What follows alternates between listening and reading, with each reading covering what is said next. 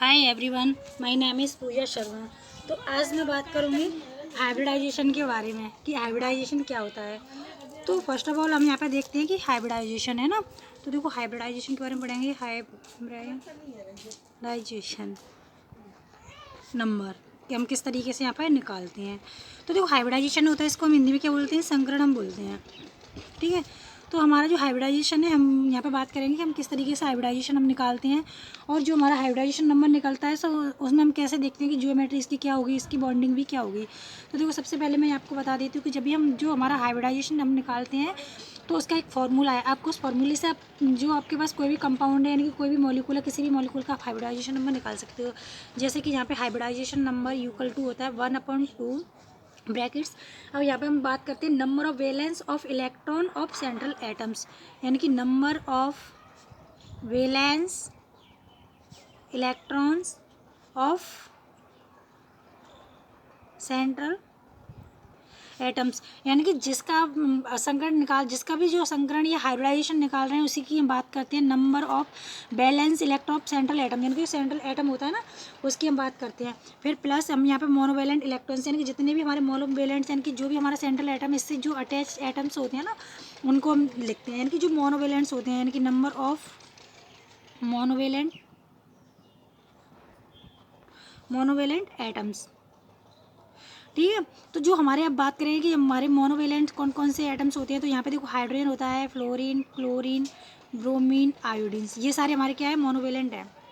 Plus यहाँ पे क्या करेंगे हम, नेगेटिव चार्ज आता है, यानी कि जब भी हमारे एटम पर यानी कि जो भी हमारा कॉम्प्लेक्स है उस पर नेगेटिव चार्ज है तो प्लस करके हम यहाँ पे नेगेटिव चार्ज को ऐड कर देते हैं, चार्ज प्लस यानी कि माइनस करके हम क्या करते हैं, जो हमारा पॉजिटिव चार्ज होता है उसको हम ऐड कर देते हैं, पॉजिटिव चार्ज। ठीक है। तो ये हमारा क्या हो गया, फार्मूला हो गया। तो इस फार्मूले से क्या है, आपको हाइब्रिडाइजेशन निकालना आसानी से आ जाएगा, आपको कोई प्रॉब्लम नहीं होगी। अब देखो मैं यहाँ पे क्या करती हूँ, मतलब एग्जांपल लेती हूँ, उसके थ्रू मैं आपको बताती हूँ कि हम किस तरीके से हम निकालते हैं। जैसे कि यहाँ पे मैंने क्या किया, जीनोन ले लिया, यहाँ पे O4 आ गया। ठीक है। तो अब मैं बात करूँगी तो इसमें हाइब्रिडाइजेशन निकालें, किसका निकालेंगे, सेंट्रल एटम का निकालते हैं। तो number of valence electron of central atom, तो इसमें सेंट्रल एटम जीनोन है, तो इसमें क्या करेंगे, अब जीनोन का क्या करेंगे हम, एटॉमिक यानी कि जिसके जो वैलेंस इलेक्ट्रॉन है उनको हम निकालेंगे। तो सबसे पहले हमें जो हमारा सेंट्रल एटम उसका एटॉमिक नंबर हमें याद होना चाहिए। एटॉमिक नंबर याद है तो उसका इलेक्ट्रॉनिक कॉन्फिगरेशन हमें पता होना चाहिए कि हम किस तरीके से हम लिखते हैं। तो देखो यहाँ पे क्या है, आपको पता है, तो इसका जीनोन का एटॉमिक नंबर कितना होता है, इसका एटॉमिक नंबर होता है 54 होता है। ठीक है। तो इसमें अब अगर हम इसकी अब क्या लिखेंगे, इलेक्ट्रॉनिक कॉन्फ़िगरेशन लिखेंगे, तो इलेक्ट्रॉनिक कॉन्फ़िगरेशन होती है जैसे 1s2 2s2 2p6 3s2 3p6 3p6 3d10, यानी कि मैं इसमें बता रही हूँ ना, जैसे 1s2 क्यों करी हूँ, क्योंकि जो हमारा s ऑर्बिटल्स होता है इसमें 2 इलेक्ट्रॉन भरे जाते हैं मैक्सिमम। जो हमारा p होता है इसमें जो मैक्सिमम इलेक्ट्रॉन्स होते हैं यानी कि 6 होते हैं, और जो d में होती हैं d में 10 होते हैं ना। इस तरीके से मैं यहाँ पे भर रही हूँ। फिर हमारा 3d के बाद में आ जाएगा 4s आता है, 4s2 आ जाएगा, 4p6 आ जाएगा हमारा, 4d10, 4d10 के बाद में आ जाएगा 5s2 और 5p6, यानी यहाँ पे काउंट कर लो, यानी कि जो भी हमारे जो एटम्स हैं यानी कि जो भी हमारे नंबरिंग यानी कितने होने चाहिए, 54 होने चाहिए। तो यहाँ पे यहाँ तक आएंगे तो हमारा क्या हो जाएगा, 54 होता है। तो इसका जो जीनोन का क्या हो गया, ये इसके एटॉमिक नंबर है, यहाँ पे एटॉमिक नंबर। ठीक है। एटॉमिक नंबर इसका 54 है। अब इसमें 54 में हम क्या करेंगे, इसका 54 निकालने के बाद में इसका इलेक्ट्रॉनिक कॉन्फ़िगरेशन हमने यहाँ पे नोट डाउन कर लिया। अब इलेक्ट्रॉनिक कॉन्फ़िगरेशन लिखने के बाद में अब हम क्या करेंगे यहाँ पे, कि अब इसमें देखते हैं कि अब यहाँ से हमारा स्टार्ट होता है कि जब बात करते हैं यहाँ पे फॉर्मूला हम लगाते हैं, जैसे कि हाइब्रिडाइजेशन निकाल रहे हैं तो 1/2 ब्रैकेट्स में यहाँ पे क्या कह रहे हैं, number of valence electron of central atoms, कितने इसमें वैलेंस इलेक्ट्रॉन जो हमारे लास्ट वाले होते हैं उनको हम देखते हैं। तो कितने, 2 इसके हैं, 6 इसके हैं, तो कितना हो जाएगा 8। प्लस ऑक्सीजन हमारा क्या है, मोनोवेलेंट है या नहीं, मोनोवेलेंट कौन कौन से एटम्स होते हैं, hydrogen, fluorine, chlorine, bromine, iodine, ये हमारे क्या होते हैं, मोनोवेलेंट होते हैं। ठीक है। तो इसमें से क्या है, ऑक्सीजन तो है नहीं, तो ये मोनोवेलेंट नहीं है, तो यहाँ पे क्या हो जाएगा, 0 हो जाएगा। प्लस यहाँ पे नेगेटिव चार्ज है, कोई नेगेटिव चार्ज नहीं है, तो यहाँ पे क्या हो जाएगा, 0 हो जाएगा। प्लस माइनस यहाँ पे कोई पॉजिटिव चार्ज है, कोई पॉजिटिव चार्ज नहीं है, तो 0, यानी कि इनको तो हमें लिखना ही नहीं है, इतना ही बस लिख लो। तो यहाँ पे क्या आ जाएगा, 8 आ जाएगा अपॉन 2 आ जाएगा। तो यहाँ पे हाइब्रिडाइजेशन नंबर कितना निकल के आ रहा है, हाइब्रिडाइजेशन नंबर कितना आ गया, 4 आ गया। तो आपको पता होगा कि स्टेरिक नंबर यानी कि स्टेरिक नंबर अगर 4 होता है तो इसका जो हमारा हाइब्रिडाइजेशन होता है वो क्या होता है, sp3 होता है। sp3 होता है। जैसे कि आपको पता होगा अगर हाइब्रिडाइजेशन नंबर 2 है तो इसका क्या होगा, sp होगा, अगर 3 है तो sp3 हाइब्रिडाइजेशन होता है ना। तो इस तरीके से हम निकालते हैं। अगर हाइब्रिडाइजेशन नंबर 4 है तो इसका मतलब जो हमारा हाइब्रिडाइजेशन क्या निकल के आएगा, sp3 निकल के आएगा। तो अब मैं इसमें बात करती हूँ, अगर जो हमारा हाइब्रिडाइजेशन नंबर हमारा क्या है 4 है, तो 4 में क्या होती है, अगर जियोमेट्री की हम बात करें तो इसमें हमें पता चल गया, हम हाइब्रिडाइजेशन की बात कर रहे थे ना, तो हाइब्रिडाइजेशन हमारे इस तरीके से हम निकल आता है, तो हमने यहाँ पे निकाल दिया। अब बात करते हैं कि इसमें जियोमेट्री क्या होगी, इसकी जियोमेट्री क्या होगी। तो जियोमेट्री में क्या है, अगर हमारा 4 मतलब यहाँ पे क्या हाइब्रिडाइजेशन नंबर 4 है तो 2 पॉसिबिलिटीज़ होती हैं। एक तो यहाँ पे टेट्रा हाइड्रल है ना जियोमेट्री बनेगी, एक बनेगी स्क्वायर प्लेनर, 2 पॉसिबिलिटीज़ बनती हैं। तो अब हम बात करेंगे कि जो हमारा हाइब्रिडाइजेशन नंबर यहाँ पे 4 है, तो 4 में अब कौन सा है, यहाँ पे 2 पॉसिबिलिटीज़, एक तो टेट्राहाइड्रल है कि स्क्वायर प्लेनर है।